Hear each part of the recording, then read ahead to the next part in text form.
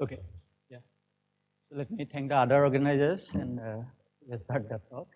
So this is, I'm going to talk about this problem of covert time in one dimension. I'm going to define what is a covert time, and for this random walks and random walks in one dimension. Okay. So this work is done in collaboration with Satya Majumdar and Gregory Sir from Orsay. Okay. So what is a covert time? So covert time is so if you just consider a random walk in some finite domain, then this is the minimum time required for the random walk to visit all the sites at least once. So for example, this is a given domain with 1, 2, 3, 4, 5, 7, 8 sites, 8 nodes, and consider a random walk, suppose it starts with there. So now imagine that the random walk has a paint brush, and whenever it goes to a new site, it just brush a red, put a red color. And how long does it take for the whole lattice to become red, right? For example, it's different for the first passage time, okay? So first passage time is the first passage to a given site. So this is the minimum time required so that the random walk visits all the sites at least once. So this is, for example, it starts with origin. So the time is 0 at which it starts. The blue one is the random walk, and this red one is the brush which just puts red color whenever it visits a node. So now let's say it goes to this one, so it paints it red. The time increases by 1. So it goes to this set, the time increases by 2. Goes there, time increases by 3. It goes back to the previously visited sites, so time still increases, but I mean color is still remains same. So and it keeps doing this work. So you just keep measuring the time, and so it goes to there, so it goes there, it goes there, it goes there, and it goes there. So this is the time is 13. At time 13 step, it visits all the sites for this realization of the work. But since this work is random, so if you take a different realization, this time will be different. Therefore, it's a random quantity. Now you want to understand its statistics. So what is its distribution, what is the mean, and several other quantities. So why do you want to study this covert time problem? So this appears in a general problem called stochastic search problem. And stochastic search problems are ubiquitous in nature. For example, animals foraging for food. So people have found that if you look at animals, so they don't do a deterministic search. Usually it's just basically they stochastically goes and visits food. It need not be a random walk, but it's some stochastic process when they look for food. Okay? Like for example, protein searching for DNA sequence or sperm cell searching for oocyte to fertilize. Okay? So this is a general stochastic search process, and many of these stochastic search processes are very well described by just a simple random walk. Okay, I mean qualitatively it describes quite well, and in many cases it takes in a confined domain. Okay, and so therefore, suppose you want to find out, okay, all the whatever the you have some targets in that domain, and if you want to find out all the domains, so you have to do an exhaustive search, right? And therefore, this covert time is an important observable to characterize the efficiency of this search. So that's the reason you want to learn about this covert time. So this also actually necessarily appears in this computer science problems. So I think many of these people are aware of these trees, generating spanning trees. And there's a well-defined method how to generate a spanning tree.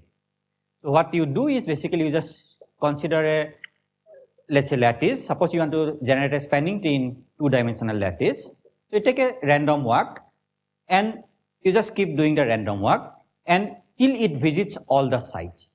So once it visits all the sites, so you just, from every site, you just look at the last exit from that site. And that generates a spanning tree. And then you want to understand, basically, suppose you want to generate this spanning tree in your computer simulation, how long does it take? Because every time you do it, it will be different, and what is the distribution of this time, okay? So therefore, it's also important in this kind of problems. So now, what is known? So most of the previous results focused on this mean covert time, and so now what people have found that in a complete graph, it's basically every node is connected to every other node. this cover times goes like L with a logarithmic correction. Okay, so L is the number of nodes. So for rest of the talk, L will be always my number of nodes. It's not the linear dimension. It's the number of sides. Okay, so for a complete graph, it goes like L log N. So this is also true for any rapidly mixing works. So rapidly mixing works means basically, if you look at the what is the equilibration time. So equilibration time is less than order L. Okay, so for example, if you look at the equilibration time in one dimension, it's like goes like L square, right? In two dimension, it will go like L. L is the number of sides, right? So therefore, whenever this equilibration time is less than order L, so this result is still valid. So for example, any d-dimensional regular lattice with d greater than or equal to 3. So in 2D, it is known again, the cover time goes like L with a logarithmic correction. Okay, and 3D, in 1D, it goes like L square. Okay? So what about the distribution? So these are the mean, but what about the distribution? Actually, there are very little known about the distribution. So there is an exact result for the distribution, but this, you cannot get anything out of this result. Okay, this is a very explicit result, but you cannot analyze this result. For example, if you want to find out what is the large time asymptotic behavior or any other thing, so it's very difficult to analyze this result. Okay, so for d-dimensional lattice with periodic boundary condition for d greater than equal to 3, which is like this your rapidly mixing work. So there, what is known is that if you look at the cover time and you subtract the mean cover time and you scale with the number of sides, so in the scaling limit, it is given by a Gumbel law. So it says that basically a distribution of this quantity is given. This is a cumulative distribution is given by that. Okay? So the same thing is true for also fully connected graph. Basically, it's true for any mixing graph. And this L is easier to understand why. Oh no, okay, I will come to it later. Okay, so now, these people have looked at actually various kind of these different transient work. So transient work is basically if you have a work, you know that the random work is recurrent in one dimension, in two dimension, but in higher dimension it becomes transient, so that there's a finite probability that it doesn't come back to any sites in an infinite system. So now those kind of transient works, if you look at in a finite domain, so basically what these people have found that this result is true, and it's qualitatively easy to understand because what happens in the transient work, every time at large time at least, every time a work visits a site, it becomes a new site because it very, less frequently keep visiting the same sites. Okay, so and in this case, basically this newly visited sites becomes an independent process, and this you can just say that okay, this cover time is basically the time to visit site 1, site 2, like this. K is the number of unvisited sites, and this TK here you can just think of it as like a drawn from Poisson distribution, where the typical time scales like the mean first spaces time to any site, and then there's a K. K is the number of unvisited sites, so it should go like 1 over K basically, right? And you can find out. There are exceptions to this one, that's in one dimension and two dimension, because in one dimension and two dimension random walk is not transient, so it's recurrent.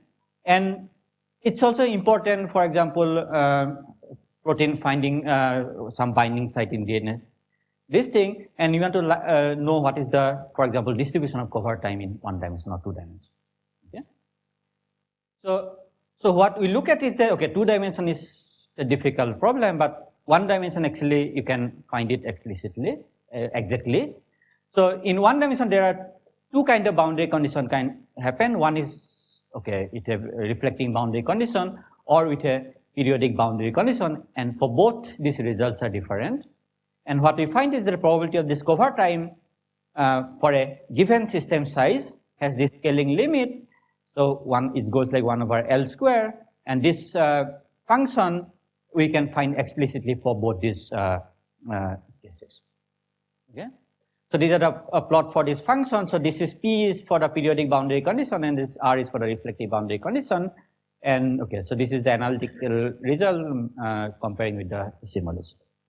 Okay, so in fact it has an exact expression, and from here you can easily see the asymptotic behavior. So what you see is that this cover time distribution, scale cover time distribution, so it has an essential singularity for z going to 0, and these essential singularities are, I mean, it says that basically you need at least some amount of time to cover all these things, because if you have a system of size L, you cannot just cover it at one step, right? So this essential singularity you will also see it in, like, for example, first spaces times. So it says that basically there is some cutoff, only after that you can start covering it. So it's basically, so this cutoff becomes this essential singularity in the continuum limit, and at large z is basically decays exponentially. So similarly for the periodic boundary condition also you have this one, and you see that again you have this essential singularity, and then there's a cutoff, there's a exponential decay for large z. So now this is for one case. Now what about the n workers? So you can again find out for n workers. So now the question is, so earlier results were only for n equal to 2 with a periodic boundary condition, and now the question is how does it, for example, decrease with large n? So you expect that it will decrease with large n because there are more people to look for things. Yeah. So what we find is that actually the mean goes like 1 over log n, and the fluctuation, if you just reverse the mean, the variance goes like, the standard deviation goes like 1 by log n square, and the fluctuations is a random, this was a random number, and this is basically given by these two distribution. And this distribution, you can see that these are very different from your original, and this is the plots. And so this is the plot for this limiting distribution for both these cases. Okay, and that basically. Yeah. So now to summarize, so we have obtained a probability density function for this n independent Brownian motions in one dimension for both these conditions. So previous results were from n equal to 1 and 2. So now our result gives an exact result for this cover time distribution for non-recurrent random walks, and also we have to find out for, we found out for this large n independent walks what happened. Yeah, and open problem is, okay, can you do anything for example d equal to 2, right? And there's no results known for d equal to 2. Yeah. Thank you for your attention. Any questions? Yeah, here. Is that exponent for the essential singularity, is that expected to be universal, or? No, no, it's not. Actually, if you, even if you look at this 3 by 2 that you had? this one. Z to the minus 3 by 2? I don't know, because at least, yeah.